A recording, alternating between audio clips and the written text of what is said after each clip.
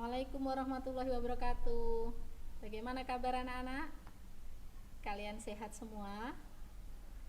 Oke, mungkin kalian yang baru kelas 7 itu mungkin baru mengenal Bu Nunu saat ini ya. Kita bisa bertatap muka baru sekarang, meskipun sebenarnya beberapa kali Bu Nunu itu sudah upload di G-School, tapi mungkin kalian belum pernah ketemu dengan Bu Nunu. Nah, ini saatnya kita bertemu meskipun uh, virtual ya, meskipun dengan jarak jauh. Oke, kita akan belajar tentang IPS ya. Kita akan belajar tentang IPS dan melanjutkan materi minggu lalu. Kita akan belajar tentang potensi sumber daya alam dan kemaritiman Indonesia. Namun sebelumnya tujuan pembelajaran dari materi ini diharapkan setelah nanti kalian mempelajari tentang potensi sumber daya alam dan kemaritiman Indonesia, kalian dapat satu, menjelaskan potensi sumber daya alam berupa hutan, kemudian yang kedua, sumber daya alam berupa sumber daya tambang, kemudian mampu menjelaskan potensi sumber daya perikanan laut di Indonesia, yang keempat, menjelaskan potensi sumber daya hutan mangrove di Indonesia, dan yang kelima, kalian mampu menjelaskan potensi sumber daya terumbu karang di Indonesia. Nah, Indonesia ini merupakan wilayah yang luas dan kaya raya. Antara lain, Indonesia memiliki potensi sumber daya alam dan potensi kemaritiman. Potensi sumber daya alam itu ada dua macam, ada potensi hutan, kemudian ada potensi tambang. Sedangkan potensi kemaritiman ini yang berhubungan dengan laut, kemaritiman itu adalah laut, kelautan, itu ada tiga macam. Ada perikanan, kemudian ada hutan mangrove, dan yang ketiga ada terumbu karang. Nah, potensi sumber daya alam yang pertama adalah berupa hutan. Kita tahu wilayah Indonesia ini memiliki hutan yang sangat luas. Kurang lebih dari seluruh wilayah Indonesia itu 52,3%-nya itu masih berupa hutan. Nah, hutan itu ada di mana? Yaitu yang utama ada di Pulau Kalimantan, kemudian Pulau Sulawesi, kemudian Sumatera. Nah, hutan yang ada di Indonesia ini memiliki 4.000 lebih jenis kayu.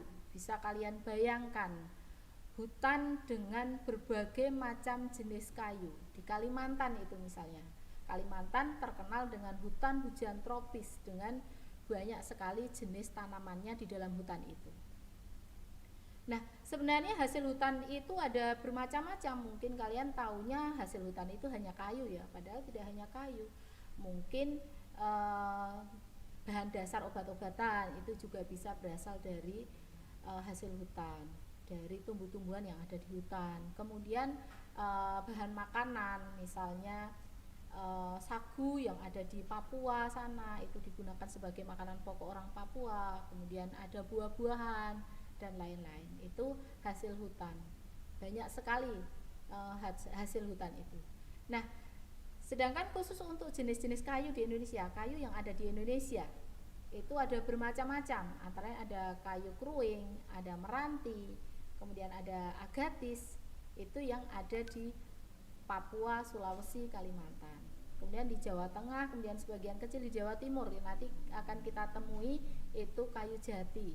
Kayu jati itu kebanyakan ada di Jawa, Pulau Jawa. Kemudian kayu cendana itu ciri khas dari Nusa Tenggara Timur. Di sana di Nusa Tenggara Timur itu dijumpai kayu namanya kayu cendana yang harum, baunya harum itu. Kemudian di Jawa Barat ada kayu rasamala dan akasia, sedangkan di Kalimantan, Sumatera Barat, Sumatera Utara banyak kita jumpai rotan. Sebenarnya hutan itu tidak hanya hasilnya yang kita manfaatkan. Ada banyak sekali manfaat hutan. Yang pertama, manfaat hutan itu adalah untuk menyimpan air hujan yang kemudian akan menyalurkannya ke sungai dan danau. Apabila air hujan itu jatuh di atas permukaan tanah, kok tidak ada tumbuhan, artinya tidak ada akar-akar di dalam tanah, itu nanti air hujan yang jatuh itu tidak akan bisa meresap, karena fungsi dari akar itu adalah membantu peresapan air hujan ke dalam tanah. Akibatnya apa? Air hujan itu akan mengalir di atas permukaan tanah, kemudian akan menggerus tanah yang dilewati, akhirnya masuk ke sungai, dan sungai tidak mampu menampung air hujan seluruhnya, akhirnya terjadilah luapan air, terjadilah banjir. Jadi hutan itu mampu menyimpan air hujan yang ini dapat mencegah terjadinya banjir. Kemudian manfaat hutan yang kedua, tadi sudah Bu Nurul katakan bahwa hutan itu hasilnya antara lain ada sumber makanan. Kalau sagu tadi di Papua, kemudian sebagai bahan dasar obat-obatan, itu banyak sekali obat-obatan herbal yang berasal dari tumbuh-tumbuhan. Kemudian hutan ini juga memiliki manfaat yang besar sekali bagi makhluk hidup yang lain, yaitu flora dan fauna. Flora itu adalah dunia tumbuh-tumbuhan, sedangkan fauna itu dunia hewan. Hutan merupakan habitat atau tempat hidup bagi berbagai jenis hewan.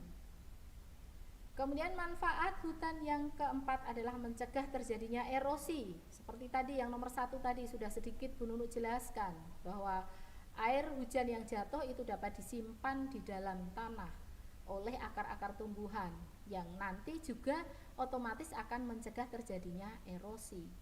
Apalagi kalau tanah itu dengan kemiringan yang tinggi di daerah pegunungan misalnya, apabila tidak banyak dijumpai tumbuh-tumbuhan, maka air yang jatuh itu akan langsung mengalir ke bawah, kemudian sambil menggerus tanah yang dilewati, akhirnya terjadilah longsor. Kemudian manfaat yang kelima, hutan itu mampu menghasilkan oksigen. Karena apa? Kita tahu dalam pelajaran biologi itu ada proses namanya proses fotosintesis, di mana proses fotosintesis itu nanti tumbuhan itu memerlukan CO2 atau karbon dioksida yang dikeluarkan oleh asap kendaraan, kemudian dikeluarkan oleh industri, asap-asap industri itu kan akan membuat polusi bagi udara, sehingga tidak sehat digunakan untuk bernafas. Tetapi dengan adanya pohon, dengan adanya hutan, maka karbon dioksida yang dihasilkan oleh asap kendaraan dan industri tadi akan diresap oleh tumbuhan, digunakan untuk proses namanya proses fotosintesis, di mana hasil dari fotosintesis itu adalah oksigen. Sehingga kalau siang-siang panas-panas kalian itu berteduh di bawah pohon, itu kok merasakan adem, merasakan seger, itu disebabkan karena pohon itu sedang melakukan proses fotosintesis yang menghasilkan oksigen. Yang oksigen itu dalam ilmu kimia itu rumus kimianya adalah O2, itu yang kita gunakan untuk bernafas sehingga kita merasakan segar. Kemudian manfaat yang keenam adalah sebagai sumber kehidupan bagi masyarakat, terutama bagi masyarakat yang hidupnya atau rumahnya di pinggir hutan. Itu mereka biasanya akan mencari kayu hutan, kayu bakar yang kemudian akan dijual, kemudian akan digunakan untuk memenuhi kebutuhan sehari-hari. Itu manfaat dari hutan. Nah, sekarang kita bicara tentang potensi sumber daya tambang. Kalau tadi potensi sumber daya alam yang pertama itu adalah hutan, sekarang potensi sumber daya alam berupa tambang. Nah, di sini yang kita bicarakan adalah potensi sumber daya tambang yang dihasilkan oleh Indonesia, antara lain minyak bumi dan gas alam.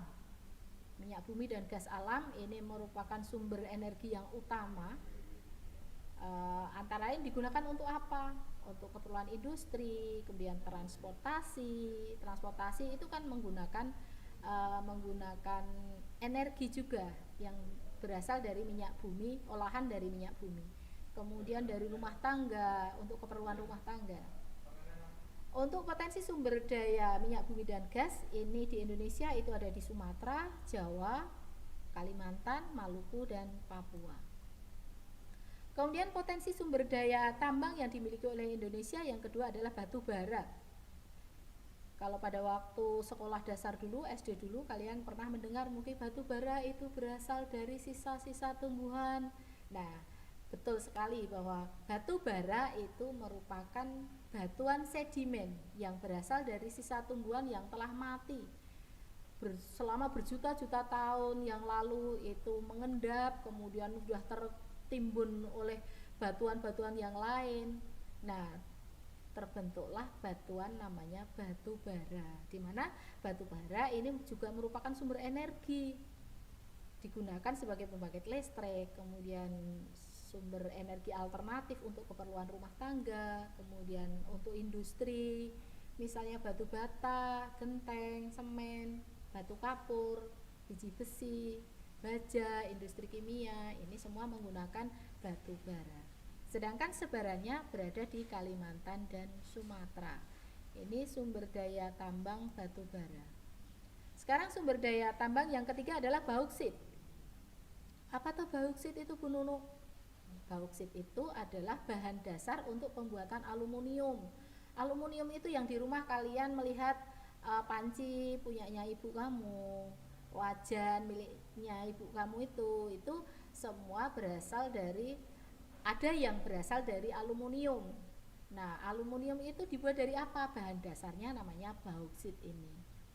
Jadi bauksit selain digunakan sebagai bahan dasar aluminium, bisa juga digunakan untuk bahan membuat keramik, kemudian logam.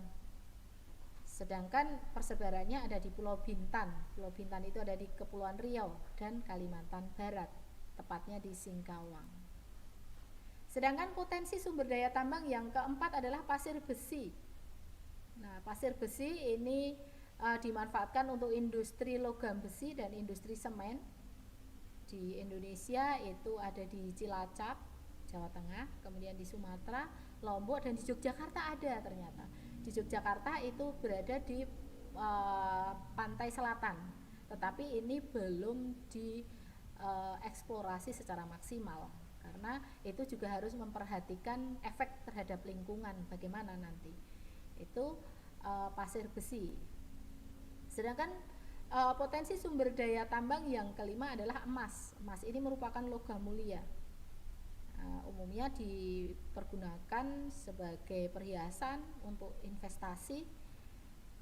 Ini di Indonesia itu yang besar, itu yang sudah dieksplorasi itu berada di Papua, yaitu di Timika, ada PT Freeport Indonesia di sana. Kemudian ada Kalimantan Barat, tepatnya di Sambas, kemudian di Nanggru Aceh Darussalam, tepatnya di Meulaboh, kemudian Sulawesi Utara, kemudian di Bengkulu juga ada, dan di Riau. Itu emas. Nah, kita sudah selesai bicara tentang potensi sumber daya alam. Nah, sekarang kita bicara tentang potensi kemaritiman Indonesia. Nah, potensi kemaritiman atau potensi kelautan itu besar sekali di Indonesia itu. Dan kita itu merupakan negara kepulauan. Artinya di antara pulau-pulau itu ada laut di sana. Sehingga kalau ada nyanyian nenek moyangku seorang pelaut, itu memang nenek moyang kita itu dari dulu memang sudah akrab dengan yang namanya laut. Tetapi potensi kemaritiman atau potensi kelautan di Indonesia itu belum tergali secara maksimal pada waktu dulu. Nah, mulai saat ini sudah mulai digali secara maksimal. Itu untuk perikanan laut, kemudian hutan mangrove dan terumbu karang. Ini sekarang sudah mulai digali. Nah, untuk perikanan terlebih dahulu, Indonesia ini memiliki angka potensi lestari yang besar, yaitu 6,4 juta ton per tahun. Nah, sekarang potensi lestari itu apa? Yaitu potensi penangkapan ikan yang masih memungkinkan bagi ikan untuk melakukan regenerasi sehingga jumlah ikan yang ditangkap tidak mengurangi populasi. Nah, di Indonesia ini ikan ditangkap itu masih bisa mencapai 6,4 juta ton per tahun. Tetapi ini belum tergali semua, sehingga kadang-kadang Indonesia ini karena memiliki potensi perikanan yang besar, itu kadang-kadang sering terjadi yang namanya illegal fishing. Illegal fishing ini adalah pencurian ikan oleh nelayan dari negara lain. Di Indonesia banyak sekali terjadi, terutama di wilayah perairan Indonesia bagian timur, khususnya di Laut Arafuru. Itu masih sering terjadi illegal fishing. Karena memang potensi ikan di Indonesia itu besar sekali dan belum semuanya belum bisa mencapai melebihi potensi yang ada di Indonesia. Jadi kalau ditangkap 6,4 juta ton per tahun itu ikan-ikan di Indonesia itu masih bisa melakukan regenerasi. Sekarang potensi kemaritiman yang kedua adalah hutan mangrove. Nah, siapa yang pernah piknik atau tamasya di hutan mangrove? Misalnya di Kulon Progo itu ada hutan mangrove. Hutan mangrove itu adalah hutan bakau. Ini merupakan salah satu tipe hutan yang berada di daerah pasang surut air laut. Jadi kalau yang namanya hutan mangrove itu pasti berada di tepi laut. Nah, fungsi dari hutan mangrove ini ada dua macam. Ada fungsi ekologis dan ada fungsi ekonomis. Sebagai fungsi ekologis ini ada hubungannya dengan lingkungan. Hutan mangrove itu dijadikan sebagai habitat atau tempat hidup binatang laut untuk berlindung, berkembang biak, mencari ikan, mencari makan, itu berada di sekitar hutan mangrove ini. Sedangkan fungsi ekonomis hutan mangrove ini berupa nilai ekonomis dari kayu pepohonan dan makhluk hidup yang ada di dalamnya.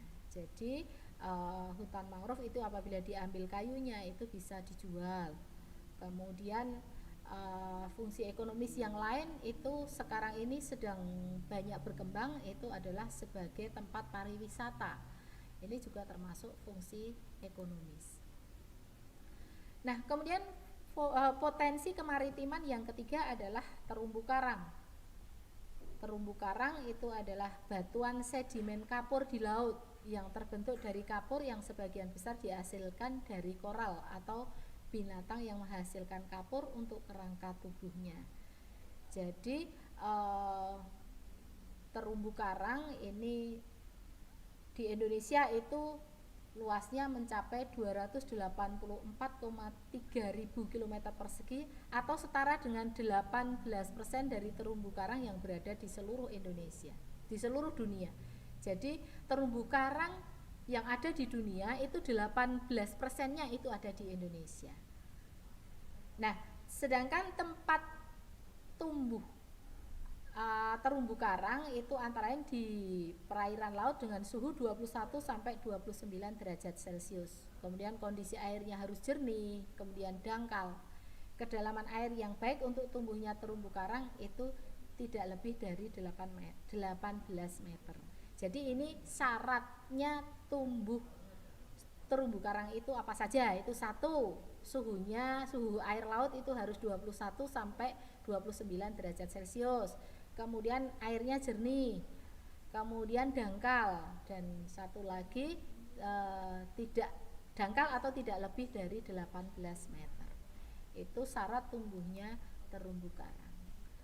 Nah, udah selesai kita bicara tentang potensi sumber daya alam dan kemaritiman Indonesia. Dengan pertemuan kita pagi ini kita bisa bertatap muka. Semoga kalian menjadi lebih jelas dibandingkan kalian hanya menyimak dari videonya saja atau powerpointnya saja. Selamat belajar, dan besok pada waktu pendalaman materi tolong kamu pelajari lagi ya, biar nilainya menjadi lebih baik. Dah, sekian. Assalamualaikum warahmatullahi wabarakatuh. Bye bye.